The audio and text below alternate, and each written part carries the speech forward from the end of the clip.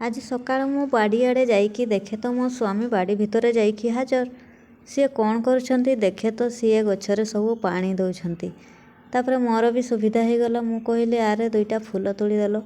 ତାପରେ ମୁଁ ଫୁଲ ଚାଙ୍ଗୁଡ଼ି ବି ନେଇନଥିଲି, ତେଣୁ ସିଏ ସବୁ ଫୁଲ ବିଛେଇ ଦେଲେ। ତାପରେ ମୁଁ ଆଣିକି ଚଉରା ପାଖରେ ନେଇକି ଥୋଇଲି। ତାପରେ ସେଠି ଗୋଟେ ଅଦରକାରୀ ଗଛ ଥିଲା। ମୁଁ କହିଲି ଆରେ ସେଟା ଦରକାରୀ ଗଛ ହେଇଥିବ। ତାପରେ ମାଉସୀ କହୁଛନ୍ତି ଆରେ ନା ନା ସେଟା ଘାସଟା, ତେଣୁ ମୋ ସ୍ୱାମୀ ସେ ଗଛଟାକୁ ଉପାଡ଼ି ଦେଲେ।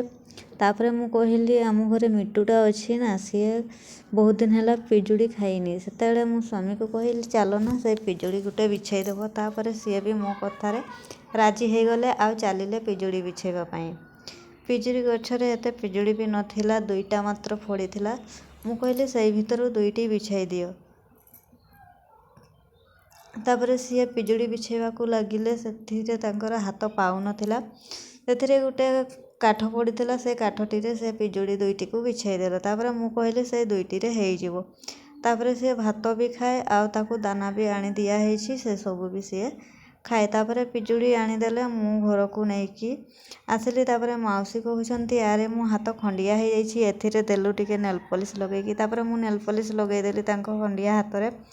ତାପରେ ଫୁଲ ଆଉ ପିଜୁଳି ମୁଁ ଚାଙ୍ଗୁଡ଼ିରେ ରଖିକି ଘରକୁ ଆସିଲି। ଭିଡ଼ିଓଟି ଆପଣମାନଙ୍କୁ କେମିତି ଲାଗିଲା? ଯଦି ଭିଡ଼ିଓଟି ଆପଣମାନଙ୍କୁ ପସନ୍ଦ ଲାଗିଛି, like, comment, share and subscribe କରିବା ପାଇଁ ଜମା ଭୁଲିବେନି। ରାଧେ ରାଧେ।